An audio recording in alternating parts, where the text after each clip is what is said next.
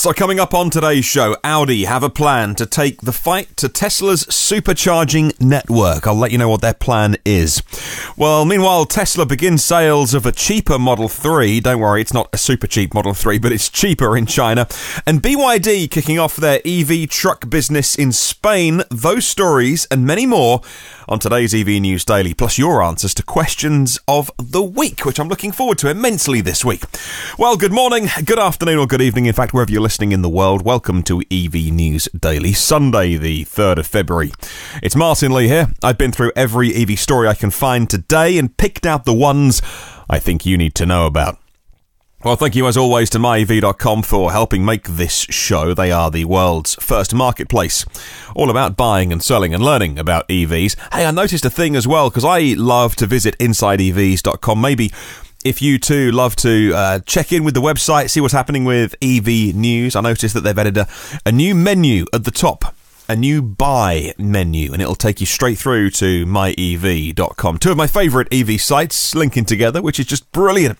Well, I am honoured to welcome two new executive producers of the podcast to the audience, to the gang. Thank you so much. Two more people whose moral support, if more than anything, goes way further than they probably even realise. Thank you so much to you two. Well, firstly, Matt. Now, Matt and his surname, I should have emailed Matt to say, do I say it PISCIONE or PISCIONE or PISCIONE or PISCIONE? PISCIONE. I wonder what the background of Matt's surname is. And I probably said it wrong. Almost certainly somewhere there. Thank you very much, Matt, and also Stuart Hanna. Now, Stuart Hanna has been supporting the podcast for a while and very kindly is now an executive producer of the show. Stuart Hanna, thank you so much. Well, my weekend watch recommendation is a new fully charged video all about vehicle to grid on a round trip to the Netherlands and back. They stopped at the head office of Engie outside Amsterdam to have a look at the functioning vehicle-to-grid system. I'll put a link in the show notes. And your weekend read recommendation, if you fancy one, is a book called The Electric Car in America from 1890 to 1922. The electric vehicle was poised in 1900 to be the leader, the de facto way of moving people around, the dominant force in the early American car market. They were clean, they were odorless, they were noiseless. Piston cars were mechanically too complex, but also the rich that could afford it didn't want to be pumping out stinky fumes and arriving somewhere shaken, and EVs were the way to travel. So what happened compared to their rivals? 2 decades later, the electric car was dead. Well, this new book explores the early history of the electric car. You can pre-order it now from the Telegraph Books Club, at least here in the UK. I'll put a link if you're interested in the show notes in your EV history. Of course, I'll be adding it to my bookshelf like the geek that I am. Hey, let's start with news of Audi. Some news that I think was released in German a little while ago, actually. For some reason, it's taken the English-speaking websites to get around to reporting on this, which is where I picked this up. Audi launched the e-tron charging service. It's going to offer more than 72,000 public charging points.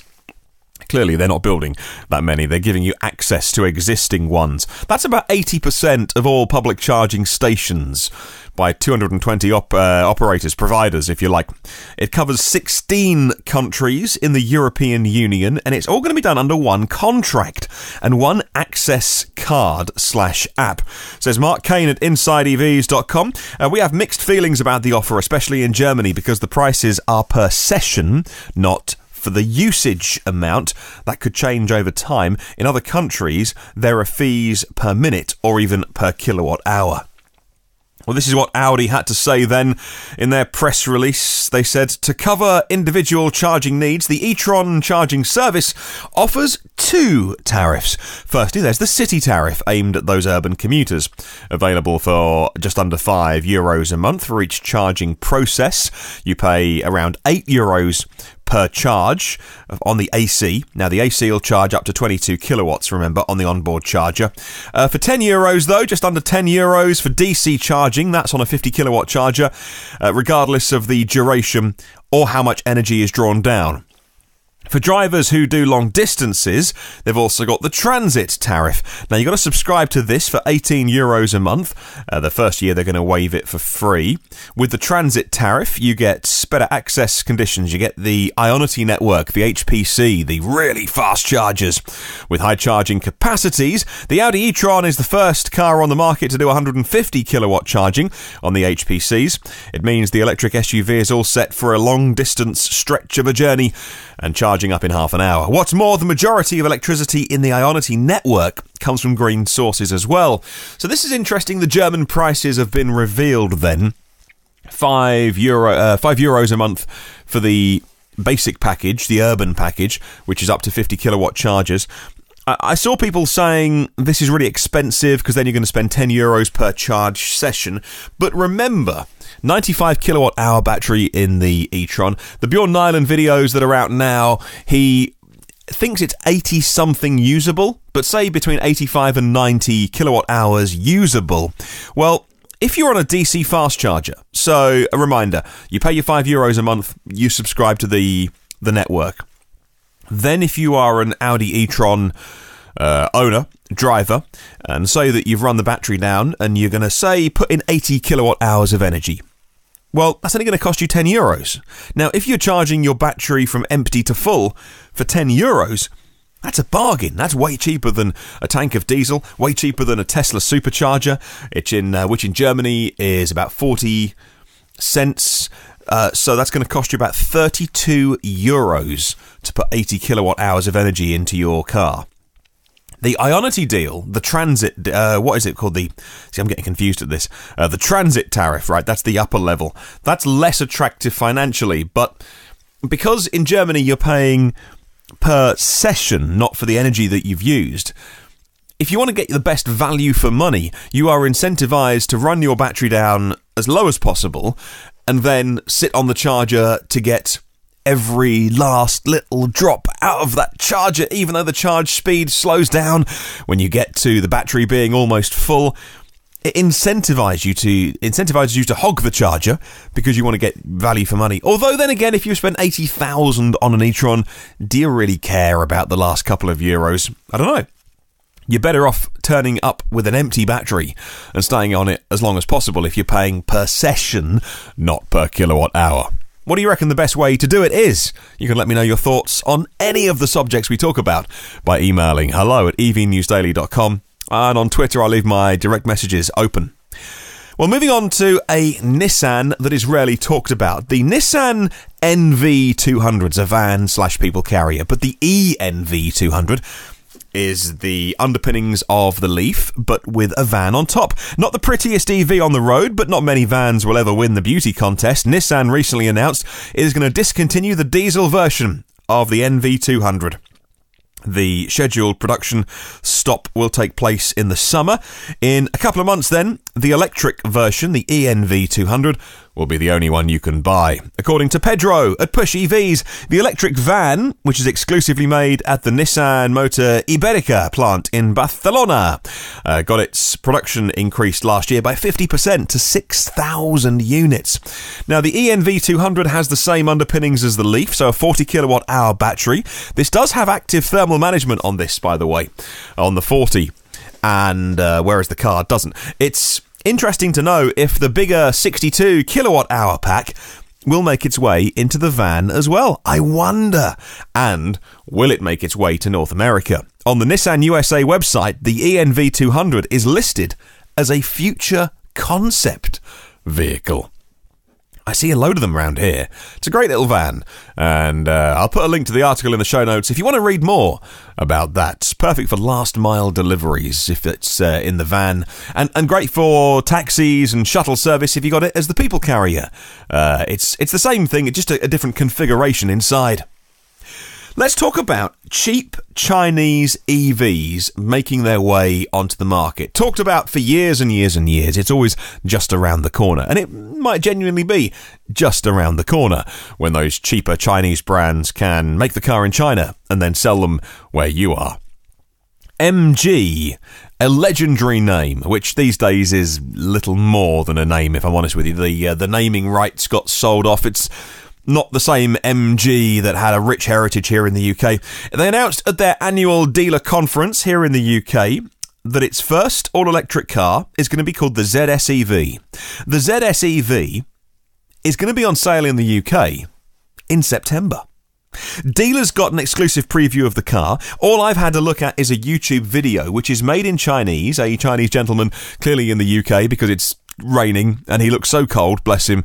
And in the first minute or two of the video, I understand 0 words of the Chinese, apart from when he has an attempt at saying the word Birmingham, which is a city here in the UK. So it's pretty obviously made here. Plus, when you watch the video later on, he takes it for a spin on UK roads, and so that's a dead giveaway anyway. The company unveiled the ZS-EV, or the EZS, in China last year. Finally, the car is coming to Great Britain.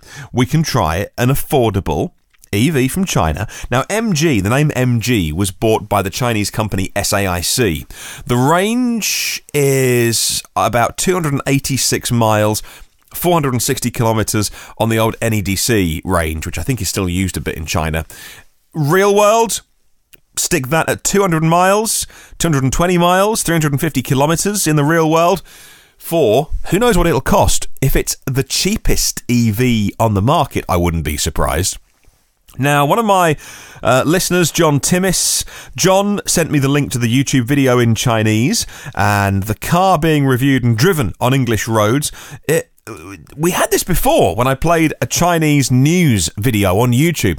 It had music running all the way through the background, and this video has music all the way through it. So I would play you a bit of the video. Even if you don't speak Chinese, you could have heard the car in the background, as silently as EVs are. But all you can hear is this backing band playing all the way through the news report. Anyway, so there's little point me playing you the audio, but I'll put a link to it in the show notes.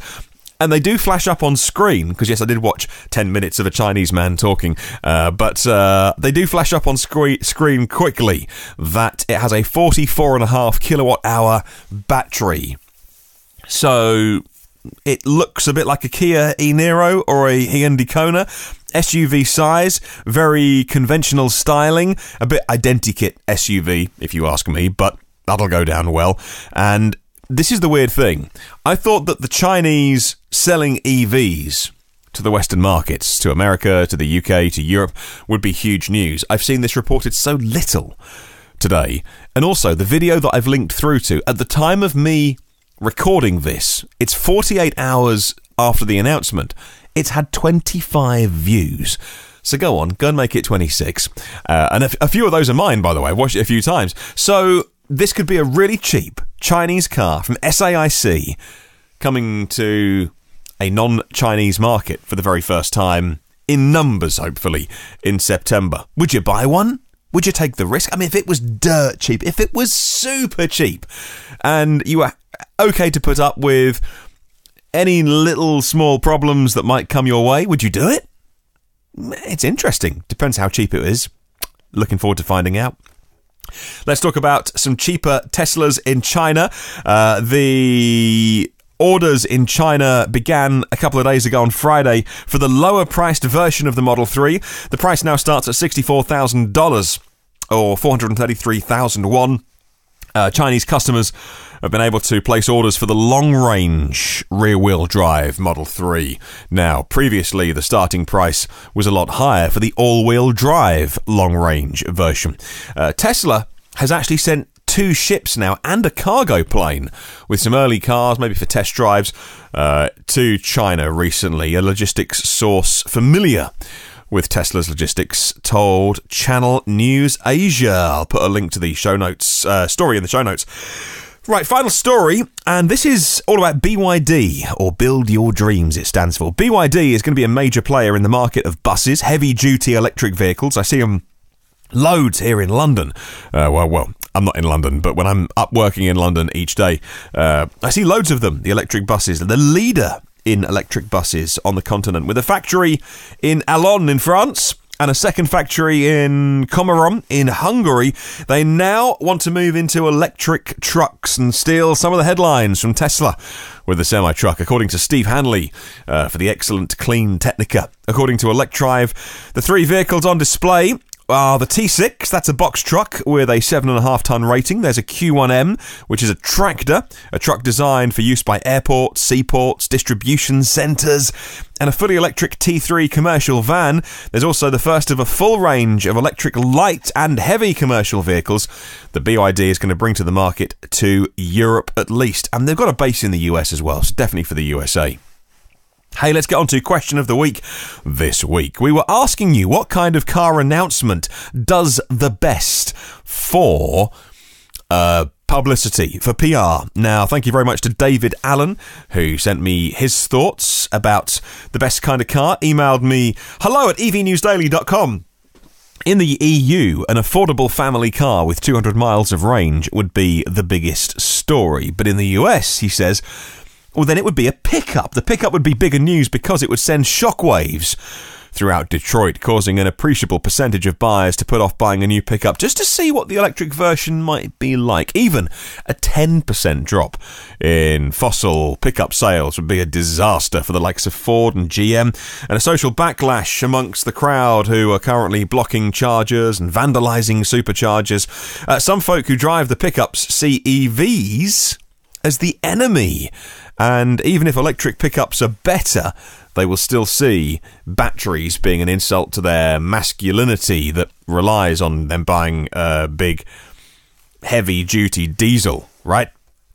So thank you very much to David Allen for that and for emailing me. Hello to Neil E. Roberts and the gang at Sussex EVs. Although an EV hypercar is a good advertisement, it's beyond the means of most people. Well, that's true, but I wasn't asking you to be realistic. I was saying what gets the headlines. When my sister bought a Model S, says Neil, it was a fantastic car, but out of reach for me. It wasn't until my brother-in-law bought a Leaf, it dawned on me I could do it as well. Dacia currently produce the UK's cheapest car. They're talking about making an EV. If they get it on sale in the UK for $15,000, it'll get the publicity, it'll get the job done. Hello to Lisa, David Allen's wife, actually emailed me, a long-time listener and a supporter. Hello, Lisa. Wrestle with this week's question because Americans are crazy about their trucks, but ultimately, I think it's more important and newsworthy to have an affordable everyman EV, the family car that's cheap and attainable. Hello to Stuart Hanna. A big news story will be a truck like Ford releasing a boy racer special, he says. Maybe the Focus STE, launching a high-performance EV based on a familiar car would get the attention of petrol heads and stand the best chance of putting EV myths to bed. So yeah, not trucks, apologies, that's my fault. He was after a high performance EV, but a high performance, like the Volkswagen GTI, the Fast Focus, all those kind of things. I love that thinking. Hello to Lars. Now, Lars Jensen says the reasonably priced long range car gets the most press, like the Kona and future Kona killers. On the geeky level, he says he's interested in small increments of efficiency. Thank you very much to Lars. Hello to Sean Martinez, who emailed me. It's all about pickup trucks. Very exciting. Sean in Portland, Oregon, owns a four-wheel drive diesel truck to haul supplies for his never-ending home remodeling. A ability to tow a trailer would be useful for his volunteering with search and rescue, he says. He's done 230,000 miles in his current diesel, and he's looking forward to getting an electric pickup and all-wheel drive when they are on the market and when range is less of an issue. Thank you for your email, Jack. Now, Jack Oakley says, hello from a snowy Allentown. An announcement about the small, affordable EV gets the most publicity, but it has to include information about the charging network, and he was held back because of worries about range. Took him several months of education and listening to things like this podcast before he decided on purchasing his first EV. He still regularly scans apps on his phone for chargers, and when he does highway travel as well. Yeah, me too. I actually found, funnily enough, today I used a new charger here in Dorset, which I hadn't been to before. I've never used the Charge Your Car network I've never needed to. And also the pricing model of £4 an hour, actually what I go back to talking about. I have never, with a small Zoe battery, then the £4 per hour doesn't work as well for me when I just need a quick top up of a few kilowatt hours. I can get it on the Polar Charger and it's much, much cheaper. But I thought, you know what, I've never used one of these new, well, they're not new, but one of these ones that is quite near my house. So, you know what, it's £4. I'll go and, the battery was quite empty, I'll go and stick in 10, 12 kilowatt hours of power of some juice today. And I did that. So even though it's a charger that's been on my doorstep for ages, I just never used it. So I know what he means by scanning his apps and all those kind of things to find new facilities to use. I did the same thing myself today. On Facebook, no, this is YouTube comments. YouTube comments from Andy. Rambler Andy says, I could go for the obvious, the Model Y. Any new Tesla is going to be massive. He says, the dark horse for me, something like the Honda Urban EV. Looks like an old style Mini, loves the styling, looks like a concept car, but will get built and actually gets loads and loads of headlines. Yeah, I love your thinking, Rambler Andy. Hello to Stephen. Now, Stephen Louis, for myself, the best type of EV publicity is when any EV beats a piston car in any form of race. They are amusing, but they educate the ICE crowd on the power of EVs. Hello to my friend John, who on the socials is Beardy McBeardface. Thank you, John. Mr. Beardy. He says, for the question of the week, it's the arrival of a truly affordable family-size EV having the biggest impact. By that, I mean a Ford Focus or Volkswagen Golf-sized car, 200 miles plus of range, on the market for £12,000. That would be huge news. Don't get me wrong, EV hypercars and trucks are big news, says Mr. McBeardface, but we need EVs that those on average wages can afford. Hello to Mrs. B as well, who has to suffer listening to this podcast secondhand, if you like, and is starting to make comments about EVs. Ah, you see. I'll get to everyone in the end. Hello to Mike, finally. Mike J. Moon said about the kind of PR. This was a Facebook comment, by the way, for question of the week. The next big thing to get publicity, he says, is an EV school bus. EV school buses could get the nasty fumes away from students and staff. School districts can do their own electricity generation to fuel the fleet. But more importantly than that, it'll get the attention, it'll get the press and the publicity, and their families of the students will fall in love with EV technology, and they'll get their own personal EV transport. Well, thank you very much to everyone, and those that I don't get a chance to read out, thank you to you if you do take part in question of the week. Should we set a brand new question? Go on then, here we go. Got a new question for you to wrap your brain around and get yours in for next Sunday, your answer in for next Sunday. Thank you to myev.com for setting us a question of the week, and it's this. Which incentives, beside those that are already available where you live, would you like to see implemented by automakers or dealers to promote EVs? Which incentives, beside those already available where you live, would you like to see implemented by automakers and dealers to promote EVs?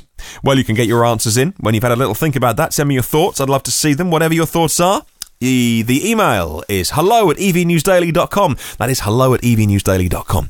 You can leave a comment on Facebook, YouTube, and myev.com as well. You can click on research at the top, then question of the week. Leave your comments there. Thank you to 178 patrons of the podcast for keeping us going, and actually more than keeping us going, for helping grow the show with each extra bit of donation, extra bit of support, able to do more, put it in more places. We're now on SoundCloud as well. I know it's only like $10 a month, but it's $10 that I didn't have. And so thank you to Patreon. I can now get the show on, you got to pay a small premium for SoundCloud to do more than a few uploads a month. So thank you very much for supporting the show. It's in more places. SoundCloud is somewhere that lots of people do get podcasts from, and you never know, we might hit a few more people on that platform and persuade a few of them to drive an EV. And if you ask me, That's time well spent and money well spent. So thank you very much to everyone on Patreon. And I'd love to add your name to the list as well. patreon.com. If you haven't heard of the website, it's a place you can go if you want to support creators or artists or poets or songwriters. Nothing I do is as talented as painting a portrait or writing a piece of music, but also podcasters are on there as well. And if you want to support people's work directly, you can do it through that website. They handle all the kind of the card billing and all that. It's all secure, so we have nothing to do with it. And you do it through the website, and then once a month, that money goes straight into a business account here, so it goes nowhere near my personal money or even my personal tax accounts these days. So it goes straight into a business. Now, that business is set up so it's run as a separate entity here in the UK. Just in case you're wondering, if I'm boring you, feel free to press stop now. But so EV News Daily, a separate business that is those funds are ring fenced, if you like, to help build and promote the podcast. Thank you for everybody who supports the show. There are 376 of the episodes online for free where you get podcasts from. You can hit subscribe to get new ones first and free and automatically. We even put the audio on YouTube as well. If you want to catch up on the socials, search EV News Daily. I will catch you for the start of a brand new week tomorrow.